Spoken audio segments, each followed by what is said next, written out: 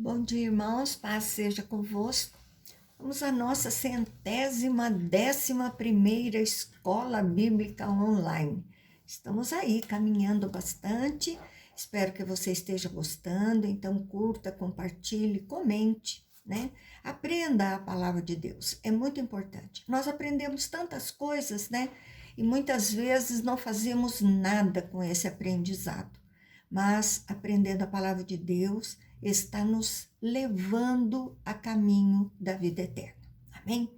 Então, aula passada, nós estamos estudando a segunda carta do apóstolo Paulo aos Coríntios, estamos no capítulo 11, e na aula passada, Paulo falou sobre os falsos mestres, os falsos profetas, e agora Paulo vai falar a respeito do seu sofrimento por causa do evangelho. Então, Paulo está falando ali com algumas pessoas na igreja de Corinto que estavam acreditando nesses falsos mestres. Então, Paulo está ali falando, trabalhando essa questão, né, da palavra mentirosa, né, o evangelho mentiroso que os falsos mestres e falsos profetas falavam. Então, abra sua Bíblia, eu te convido a abri-la, 2 Coríntios 11, verso 16 e 17. A palavra de Deus diz: outra vez digo, ninguém me considere insensato. Todavia, se o pensais, recebei-me como insensato, para que também me glorie no pouco. O que falo, não falo segundo o Senhor, e sim como por loucura, nesta confiança de gloriar-me. Então, Paulo volta lá no começo, ele está incomodado, né, de usar o recurso de louvar a si mesmo. Então, ele diz: estou fazendo isso de caso pensado. Se alguém achar isso mesmo, lendo o que escrevo à igreja, né, que a igreja aceitou e ouviu os falsos mestres, vou falar de novo. Me receba como um desses que nos toleram. Fala que não está movido de ensino vindo de Deus, mas ele quer combater os que o estão criticando. Verso 18 e 19, e posto que muitos se gloriam segundo a carne, também eu me gloriarei, porque segundo vós insensatos de boa mente, tolerais os insensatos. Então eles se gloriavam dos seus jeitos, né? Da comunicação da sua capacidade. E Paulo vai pregar então para eles o seu currículo e colocar na discussão para mostrar que em nada Paulo era inferior aos falsos mestres. Verso 20 e 21, tolerais quem vos escraviza, quem os devore, quem vos detenha, quem se exalte, quem vos esbofeteie no rosto. Ingloriamente o confesso, como se fôramos fracos. Mas naquilo em que qualquer tem ousadia com insensatez, eu afirmo, também eu a tenho. Então, Paulo traz questões que os falsos apóstolos traziam, né? Os coríntios, ou eles não percebiam ou aceitavam os falsos ensinos. Então, ele confessa que foram tímidos e não conseguiam agir como eles, né? Usa sarcasmo para falar com ele. Então, Paulo vai mostrar a ousadia que ele tem, mas sem trazer o resultado que os falsos profetas traziam. Para Corinto, a escravidão, devoradores, insensatos, né? Verso 22 e 23, são hebreus? Também eu. São israelitas? Também eu. São da descendência de Abraão? Também eu. São ministros de Cristo? Falo como fora de mim. Eu ainda mais. Em trabalhos, muito mais, em prisões, em açoites, sem medida, em perigos de morte, muitas vezes.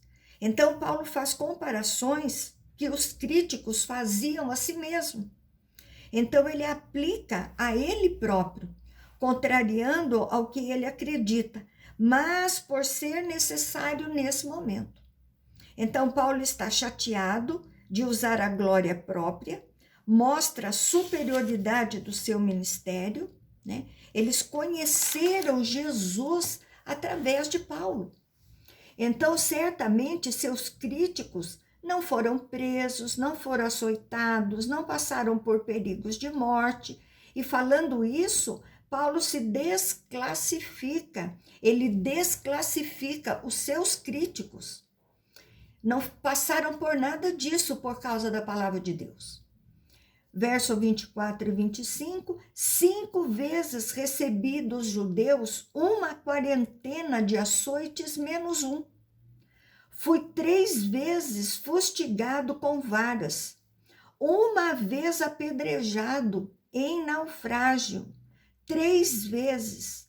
Uma noite e um dia passei na voragem do mar. Penalidade dos judeus eram 40 açoites mais um. Então eram 39. É receio de perder a contagem e quebrar a lei. Lá em Deuteronômio 25:3 diz isso. Os críticos não conseguem se igualar a Paulo nesse padrão, não passaram por nada disso. Verso 26 e 27, em jornadas, muitas vezes, em perigos de rios, em perigos de salteadores, em perigo entre patrícios, em perigo entre gentios, em perigos nas cidades, em perigos no deserto, em perigos no mar, em perigos entre falsos irmãos, em trabalhos e fadigas, em vigílias, muitas vezes em fome e em sede e jejum, muitas vezes em frio e nudez. Então, tudo isso Paulo passou por amor ao Evangelho. Então, ele trabalhava muito na obra e trabalhava também em tendas para se subster, né? Para que ele pudesse se manter. Verso 30 e 31, se tenho de gloriar-me, gloriar-me-ei no que diz respeito à minha fraqueza. O Deus e Pai do Senhor Jesus, que é eternamente bendito, sabe que não minto. Então, Paulo mostrou o seu currículo de coisas grandiosas que fez e foi vitorioso. E agora, Paulo vai ser irônico com eles. No verso 28 e 29, além das coisas exteriores, há o que pesa sobre mim diariamente, o cuidado das igrejas. Quem enfraquece, que eu também enfraqueça. Quem se escandaliza, que eu me não abrase. Então, além de tudo que passou, tinha coração de pastor, né? Paulo ali cuidava de todas as igrejas que ele havia plantado. Então, os fracos na fé traziam preocupações para Paulo. Paulo ficava indignado com os que ficam fracos na fé e se desviavam do evangelho. Então, depois de falar dos fatores exteriores que passou e dos interiores no seu coração de pastor, Paulo mostra a vergonha que ele passou, ele não mente. Verso 32, 33, ele diz, em Damasco, o governador preposto do rei Aretas montou guarda na cidade dos Damascenos para me prender. Mas num grande cesto me desceram por uma janela, muralha abaixo, e assim me livrei das suas mãos. Essa descrição está em Atos 9, 23 a 25, fala que é uma fraqueza, que foi um perseguidor e se transformou em seguidor de Cristo. Passou de grande perseguidor exaltado para um humilhado, perseguido, que teve que fugir para preservar a sua própria vida. Então, mesmo em momentos difíceis, ele continuou a pregar o evangelho. Fica a questão, será que esses falsos profetas, apóstolos têm algo para contar sobre a perseverança no Evangelho? Então, Paulo mostra com fatos a superioridade do seu ministério. Então, nós falamos aqui no capítulo passado sobre Paulo falando sobre ele e os falsos apóstolos, o despreendimento dele, o sofrimento por causa do amor ao Evangelho. Agora, as visões e revelações do Senhor a Paulo. Então, capítulo 12, verso 1 e 2, se é necessário que me glorie, ainda que não convém, passarei as visões e revelações do Senhor.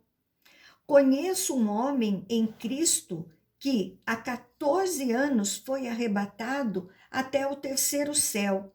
Se no corpo ou fora do corpo, não sei, Deus o sabe.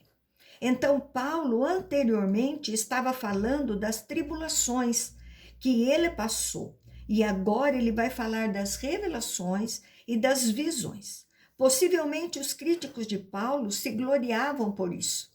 Então, Paulo acha insensato se gloriar a si mesmo, mas agora se faz necessário, né? Justamente por causa desses falsos profetas. Senhor, fala de Jesus. Paulo agora fala dele mesmo. Paulo faz separação entre o apóstolo, que não gosta de se vangloriar, com este que precisa usar desse recurso. Então, arrebatado, foi levado de um lugar para outro. O terceiro céu. O primeiro céu é o céu da atmosfera, esse céu que nós vemos. O segundo céu é o espaço, onde tem estrelas e planetas. E o terceiro céu é o paraíso, o local de habitação do Senhor. Então, quando ele diz que esteve no terceiro céu, ele diz que esteve na presença de Deus, esteve no paraíso, fora do corpo, em sonho ou visão, mesmo acordado. Verso 3 e 4, e sei que o tal homem, se no corpo ou fora dele, não sei, Deus o sabe, foi arrebatado ao paraíso e ouviu palavras inefáveis, as quais não é lícito do homem referir. Então, ele define o terceiro céu como paraíso. Inefável é que não se pode divulgar, foi para ele sem autorização para falar aos outros, e apesar de se gloriar um pouco, ele vai mudar de assunto, conduzindo agora a conversa para um outro foco. 5 e 6, de tal coisa me gloriarei, não porém de mim mesmo, salvo nas minhas fraquezas. Pois se eu vier a gloriar-me, não serei nécio, porque direi a verdade. Mas abstenho-me para que ninguém se preocupe comigo, mas do que em mim vê ou de mim ouve. Então, Paulo queria ser visto pelo que as pessoas sabiam dele, e não na visão que ele teve, mas pelo que se desgastou pelas igrejas. Então, nécio, falta de inteligência. Paulo não queria que os coríntios se preocupassem com ele, pois essas revelações trouxeram consequências difíceis para ele, e ele então quer poupar a igreja. Paulo agora vai falar do espinho na carne, uma consequência da revelação que ele teve. Versos 7 e 8, e para que não me ensoberbesse com a grandeza das revelações, foi-me posto um espinho na carne, mensageiro de Satanás, para me esbofetear, a fim de que não me exalte. Por conta disto, 3 vezes pediu o Senhor que o afastasse de mim. Ensoberbecer-se é se vangloriar, né? Ficar orgulhoso. Os críticos de Paulo espalhavam suas experiências místicas e lucravam com isso.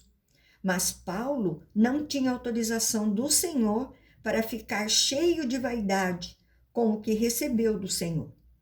O espinho na carne é uma figura de frustração ou algum problema que ele passou muita dificuldade. A reação dele foi orar ao Senhor para afastar dele. Então, nós temos aqui 3 possibilidades desse espinho na carne. Primeiro, perturbação espiritual, né? Ele era um servo, não se encaixa aqui. Perseguições, mensageiro, Satanás trazendo a lembrança de que deveria se manter sem vaidade por conta do trabalho no Senhor? Pode ser. Terceiro, é o que mais se encaixa, um problema físico. Acredito mais. Em Gálatas 4,15, Paulo diz que os gálatas amavam tanto Paulo que, se possível, dariam seus próprios olhos por ele. Então, indica que Paulo tinha problema nos olhos, trazendo dificuldades no dia a dia. Nós vemos nas cartas de Paulo que a maioria delas, ele sempre tinha alguém que as escrevia por ele.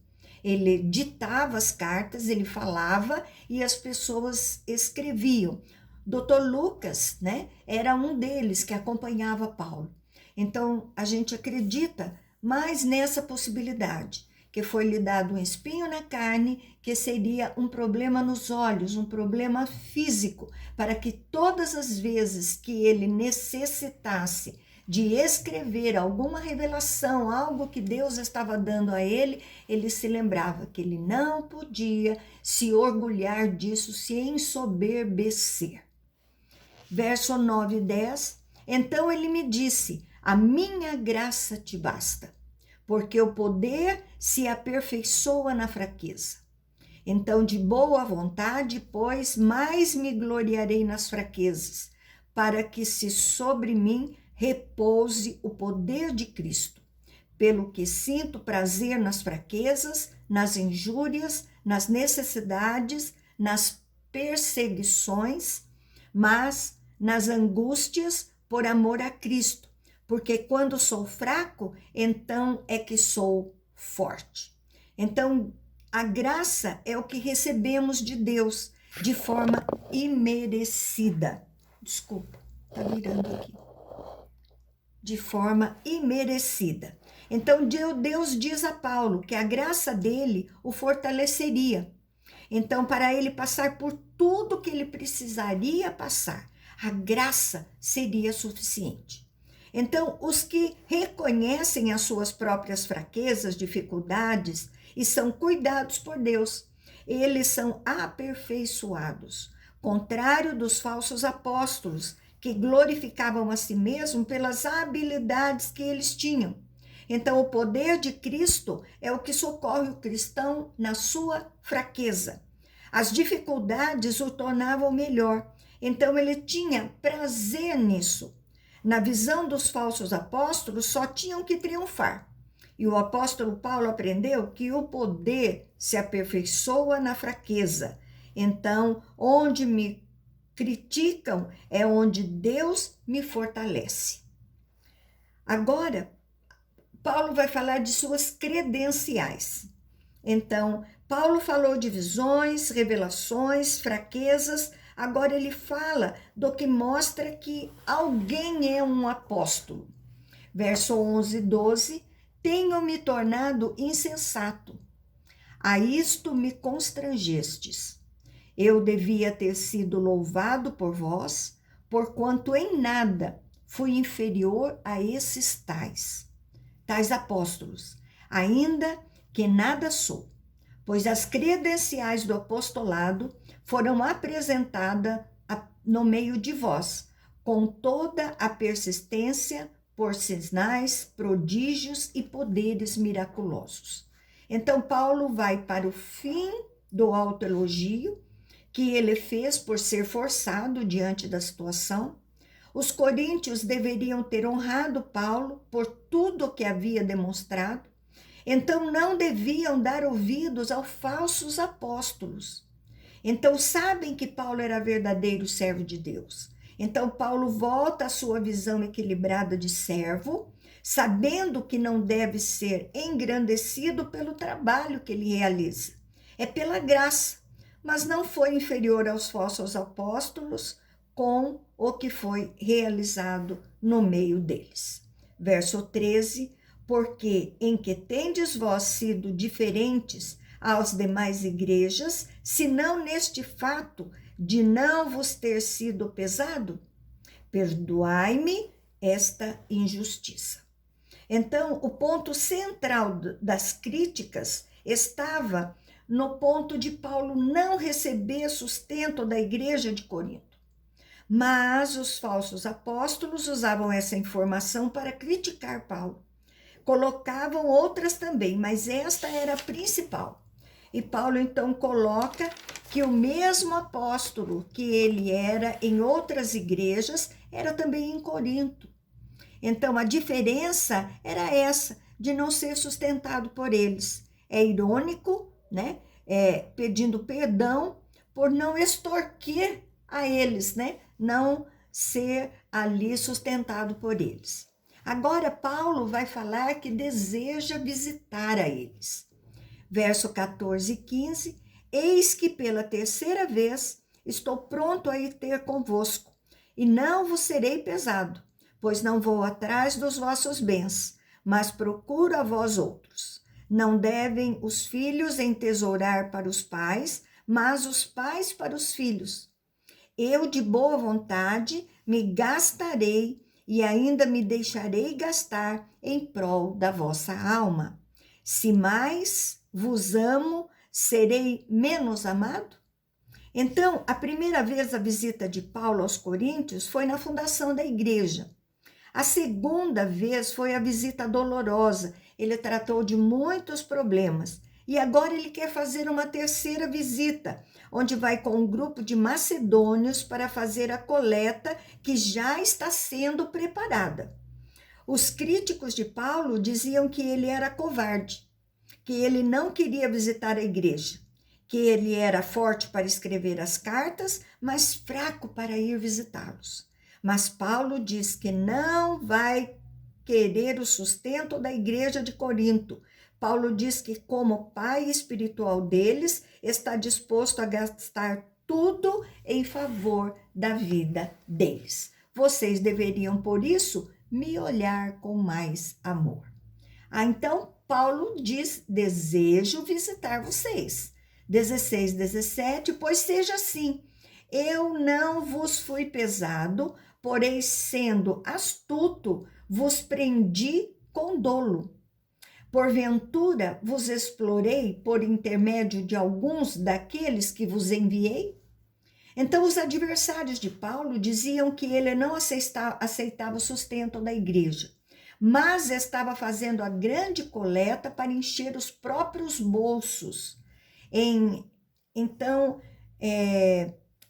era grande colheita para ele próprio, né? E Paulo diz para eles analisarem todo o processo que está sendo feito. E veja como são mentirosas essas críticas.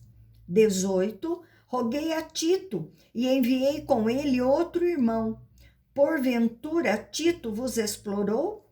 Acaso não temos andado no mesmo espírito?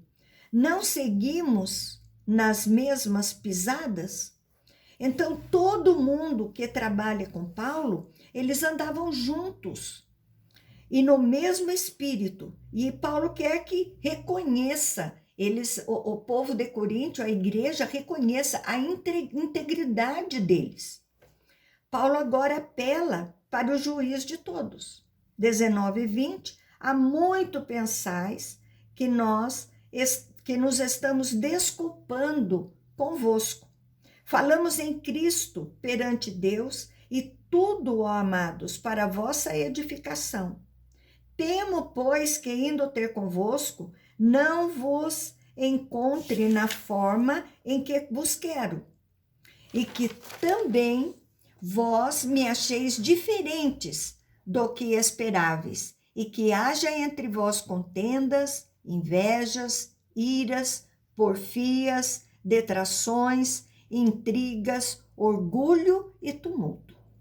Então, muitos achavam que as cartas de Paulo eram para se desculpar. Mas não, falamos que seja por carta ou visita, falava na autoridade de Deus. Era tudo para edificar esses irmãos que tanto ele amava. Então, Paulo queria que os que se levantaram falso testemunho contra ele, se arrependam e a igreja fique firme contra as mentiras que estão sendo colocadas e teme que esteja diferente disso. E ao vê-los distantes do evangelho, temia que ele deveria ser mais enérgico, diferente do esperado. Então, Paulo já havia tratado desses assuntos na primeira carta e esperava que tudo já tivesse sido superado. 21, receio que indo outra vez o meu Deus me humilhe no meio de vós e eu venha a chorar por muitos que outrora pecavam e não se arrependeram da impureza, prostituição e lascívia que cometeram. Então, Paulo usou lá atrás a figura de um pai que se sente humilhado pelo mau comportamento do filho. E se não se arrependeram, ele vai se sentir assim. Lá em 1 Coríntios 6, 18 a 20, Paulo tratou dessas mesmas imoralidades. Agora, no próximo capítulo, no capítulo 13, para a próxima aula, Paulo vai falar que ele promete investigar e castigar esse povo. Então, nós vamos ver aí, né, na próxima aula. Vamos parar por aqui por hoje. Então, eu espero que você tenha gostado dessa aula, aprendido, né, tenha esclarecido alguns assuntos, né? Tem muitos assuntos que são deturpados da palavra de Deus. E aqui nós estamos clareando a nossa mente, aprendendo a verdade do Evangelho. Amém? Então, fique com Jesus, tenha um excelente domingo aí, juntamente com a sua família, e até a próxima aula, se assim Deus o permitir.